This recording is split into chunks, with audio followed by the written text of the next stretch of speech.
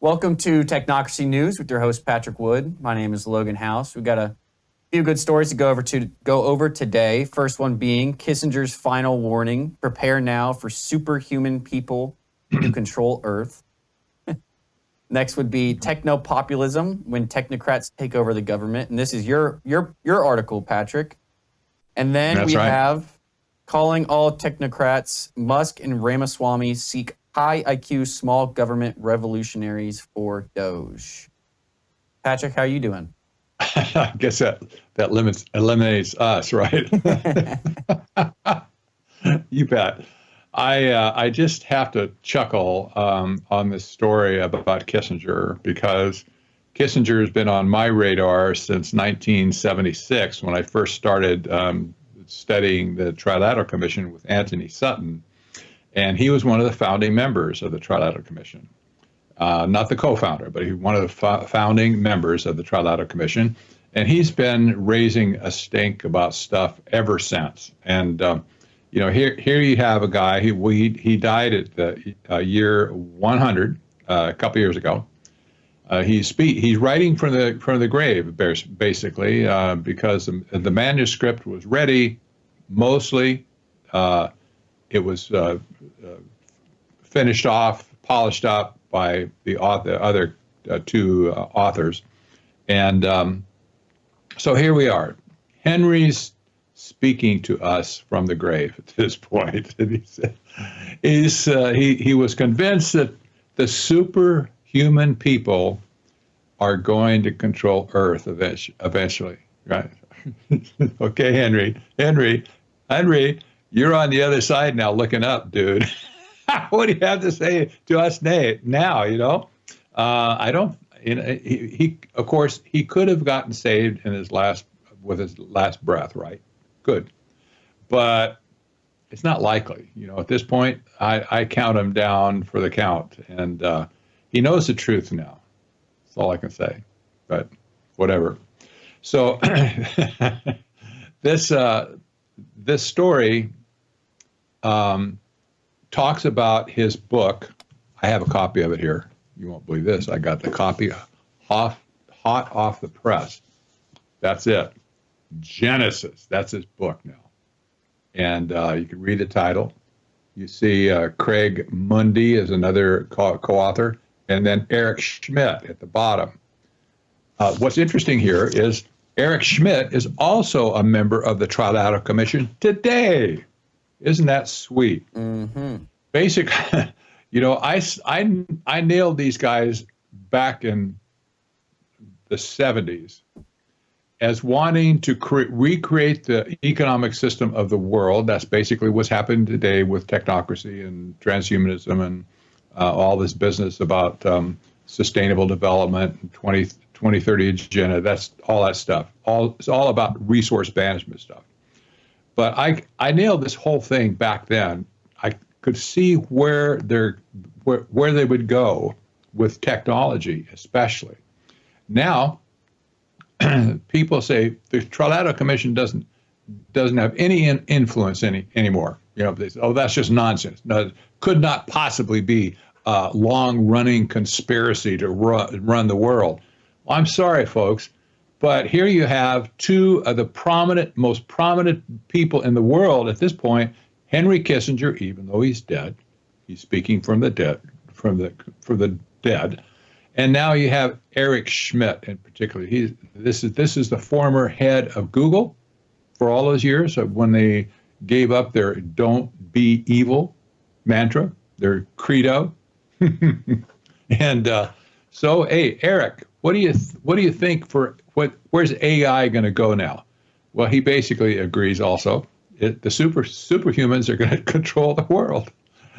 Doesn't this? Somebody will remember the cartoon series that was put out by Steven Spielberg in the 90s called Pinky and the Brain.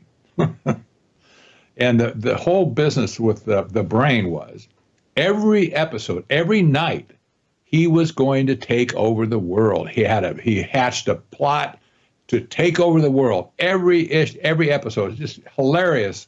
And his sidekick was also a mouse, and he was insane, totally insane. So the two of them played off each other, right? But the Pinky and the brain was kind of a caricature of Henry Kissinger, I do believe. If you ever see the cartoon, you'll know what I'm talking about.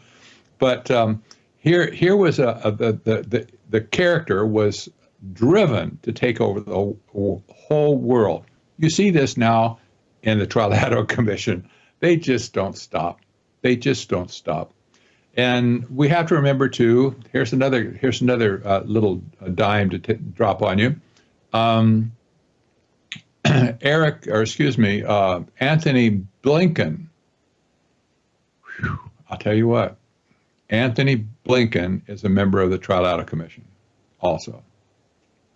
Here's the guy basically is in charge of our foreign policy, especially everything that takes root in Ukraine and Russia. And there's another guy who's messing with the European theater as well. That's the ambassador to Poland. Poland is in the mix of things right there with Russia, especially, and with Ukraine. They don't want to get clobbered, I'm sure. But who did Biden send to be the ambassador to Poland? None other than Mark Brzezinski. Zbigniew Brzezinski's son. That's the brother of Mika Brzezinski on the radio or a TV, right? Mm-hmm. And so he's over there stirring up the pot in Poland for NATO and for the warmongers in our country. And it's like, oh my gosh, we can't get rid of these people. They seem to they show up at just the right time to make a statement or exert influence or whatever. Just crazy stuff. And now it looks like they're dragging us into World War III. That's right. Exactly so. And could any of this been defused by somebody like the Secretary of State, Anthony Blinken? Oh, it could. So many things he could have done along the way to defuse the whole thing. That doesn't wash at all. It doesn't even pass the smell test. Yep. Yeah. Well, let's hope we can make it till January 20th. I don't know how much better it's going to be, but we maybe can stop World War III from happening, possibly. Well, I know, and I want to when I read this book, Genesis, the subtitle is Artificial Intelligence, Hope, and the Human Spirit. Okay, and the Genesis. What's his business with Genesis? Do these people think they're like God, and they're creating the whole world again, and they're calling it Genesis? You got to think about that. Yeah. Because these people, obviously, most of them have a God complex. Yep. They basically think they can surpass anything that God ever did, including intelligent design of the world and of the humans in it. Okay. I'm gonna make a major book report at some point when I get. And I hope we don't get blown up in the meantime. Because I want to finish this book, and I want to give a good report on it. Yeah. Well, at least we can say, as we said before, he knows he's wrong now. So he's not. Oh yes. He's not thinking he's God now. All right. So You want to go to the next story or stay on this one? Oh sure. Yeah. Let's just go on. All right. This is your story. Technopopulism when technocrats take over the government. This is what's coming. This is what we're going to see here, and this is a hard story to understand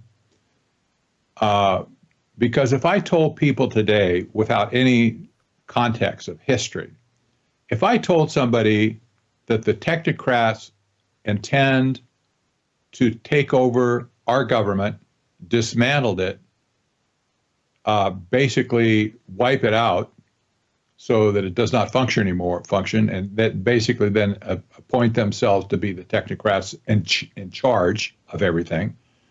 People have laughed me out of the room. No way it's going to happen.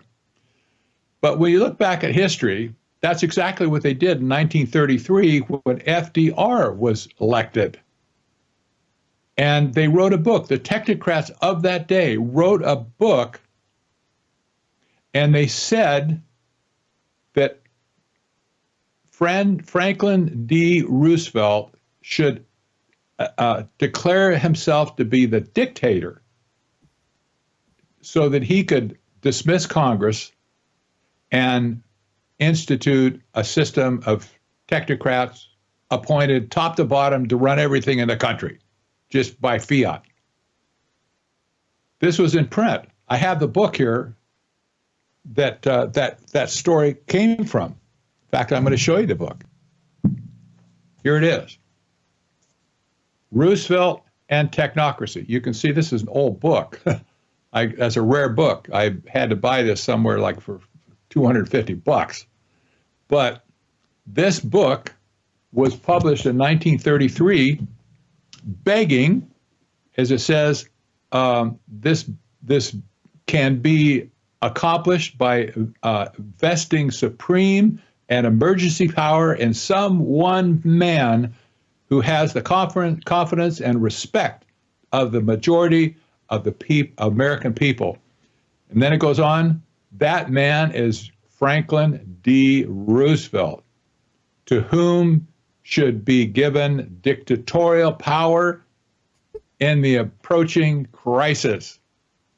Really, exactly, that you can't make this stuff up. These people had such brass. These are all, by the way, these were all engineers and scientists at that day. They had no outside influence and no connection for people with the public at all. Mm-hmm. Incredible that they would make such a demand.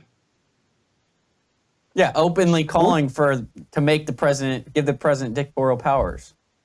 Yes, in order just to do away with America. Yeah, that didn't bother him a bit. At that point, who cares about the Constitution? Forget that stuff. That's silly stuff.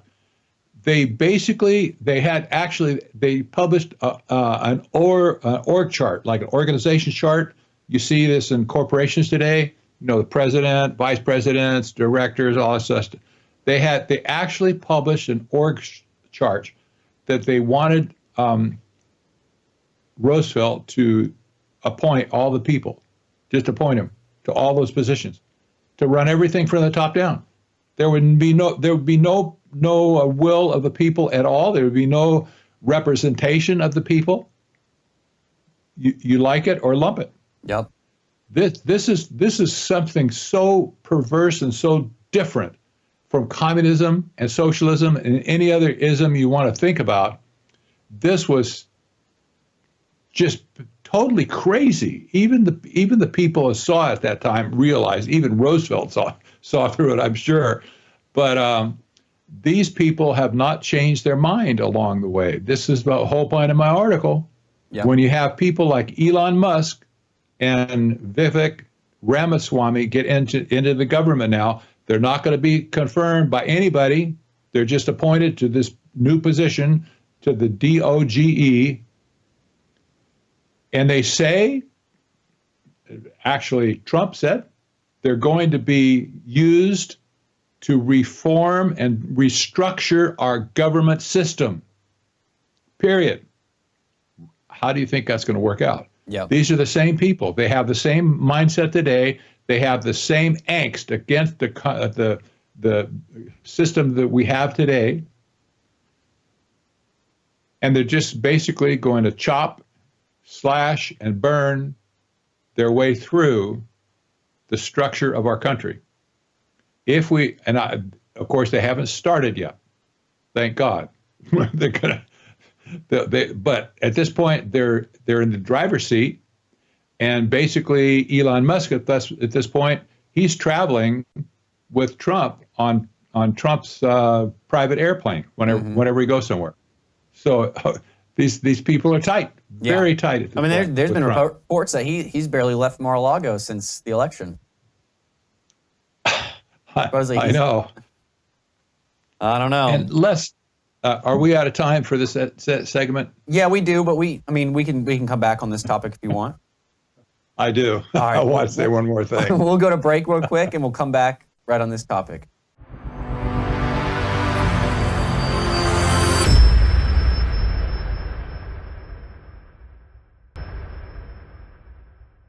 All right, welcome back from the break. Patrick, you left off. You wanted to say something else on this topic? You bet. I want to remind everybody that this business with Elon Musk, especially being in charge of this new efficiency thing to chop the government apart, get rid of whole agencies. Let me just say, number one, we all would say some of these agencies need to be terminated, like the Department of Education, probably. But the man to do it is not Elon Musk. There's certainly some other people in the country, even like you or your father or me, whatever, could do a much better job and remembering the people of the country that they serve in the first place. These technocrats, that's not where their head is. We think they're doing the job that we want them to do, but their head is in a totally different place. They're going to execute their agenda, not ours. And you'll see it in the end. But remember, Elon Musk is the arch technocrat of our age. His grandfather, remember, was head of Technocracy movement in Canada. The whole thing, all the provinces had their own head of the Technocracy movement for that province. But Elon's grandfather was over the whole country. And here they finally left Canada and went to South Africa, where Elon was born. But Elon grew up in a technocrat house, steeped in it from top to bottom. Nobody can say that this guy doesn't have a vested interest in what he's doing. Yep. Nobody can say that. If anybody that says that is just stupid. You can't say that. You need to examine who this guy is and where his head is vis-a-vis our government. Because at that time, when his grandfather, his name is Dr. Haldeman, at that point in time, remember, he was mixed up with this nonsense. Yep. Right? Oh, yeah. I got a clip for you. As you were talking, I thought of a clip I saw a while ago, yes. And I think it kind of helps prove the point. Here, let me play it real quick. Who's going to win the White House in 2024? Who do you think will win the White House in 2032? Which type of AI? Transformers or diffusion?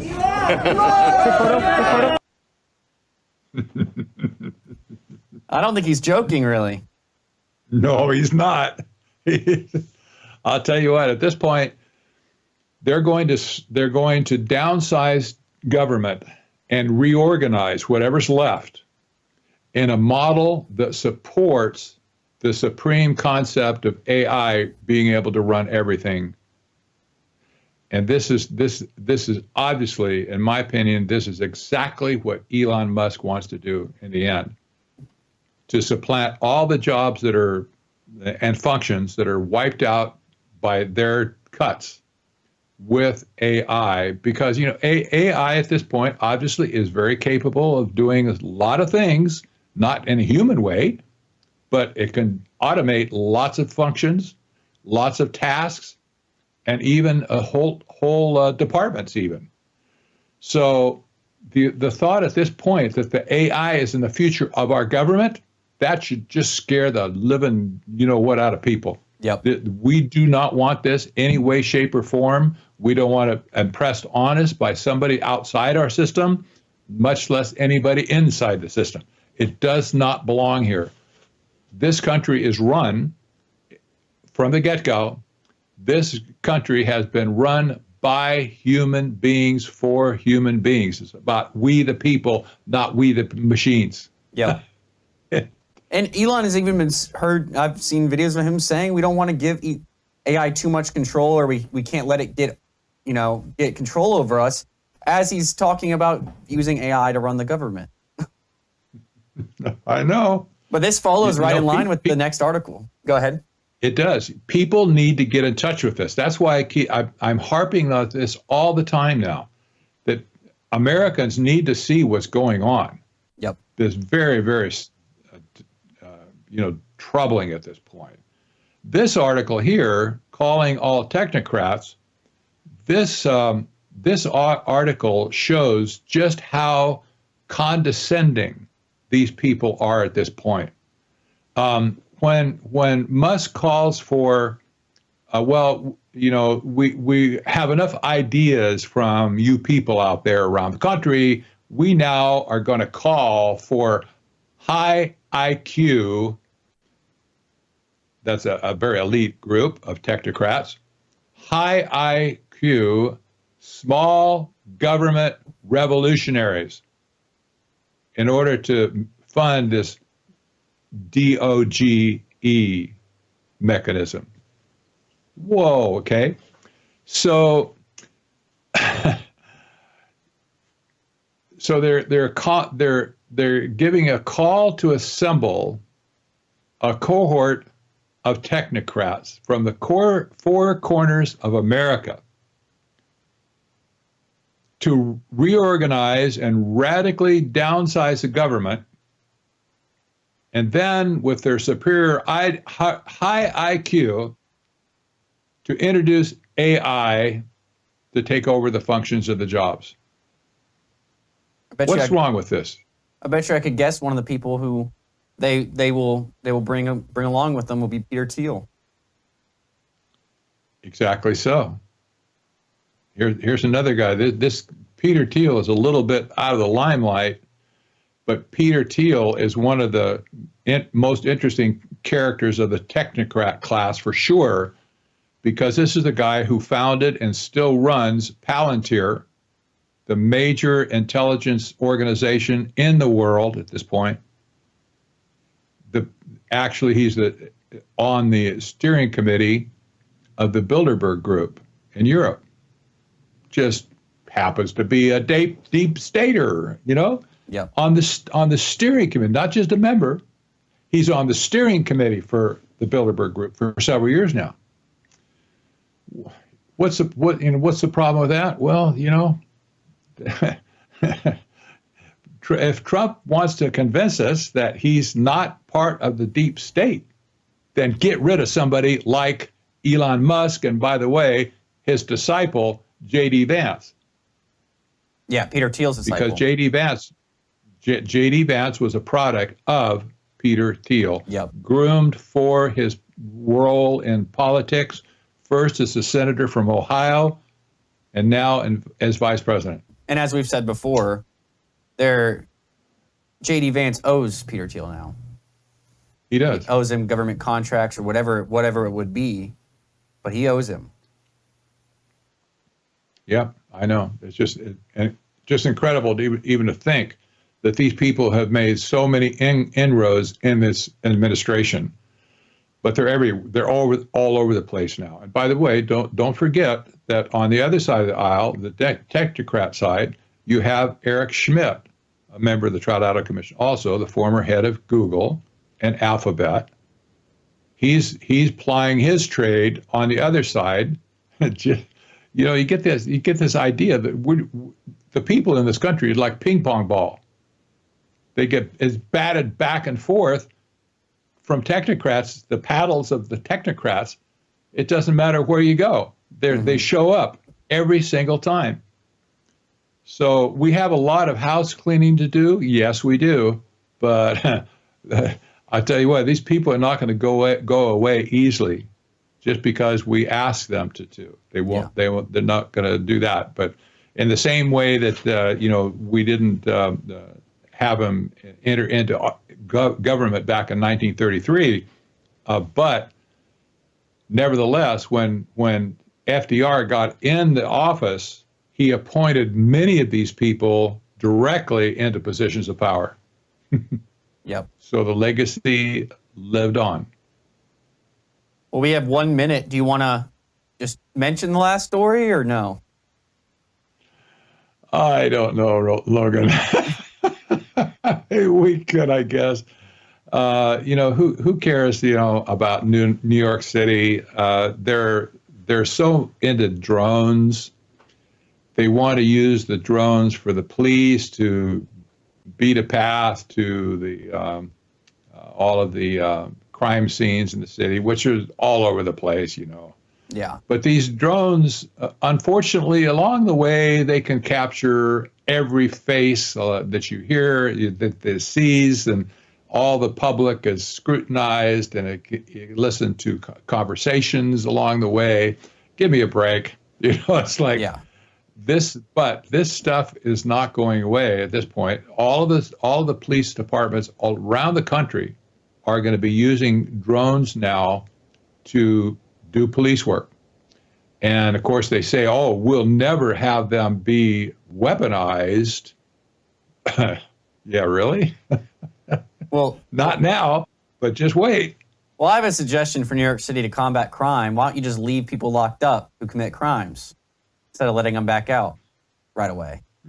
Just like the guy who was just sentenced to life in prison who killed Laken Riley, who was arrested in New York City and then shipped back to Georgia. Yes, so, I know.